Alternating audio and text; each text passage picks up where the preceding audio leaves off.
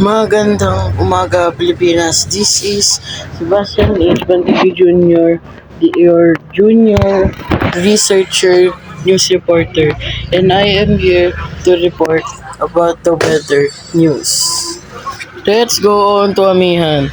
As of February 25, 2026, Pag-asa stated that the Amihan has weakened, leading to warm and humid weather across the country in the next few weeks.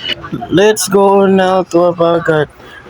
As of February 25, 2026, the Habagat or the Southwest Monsoon is not currently the dominant weather system in the Philippines as it typically occurs from June to October as of now. Go to land base. As of February 25, 2026, there are no specific latest reports or official forecasts focused solely on land breezes in the Philippines. Let's go next to sea breeze. Sea breeze is just like land breeze, and there are. Let's go on next to intertropical convergence zone in the Philippines. As of February 25, 2026, Pag-asa reports that the ITCZ is currently affecting the southern and central parts of the Philippines. Laging alalahanin, ang buhay ay weather lang.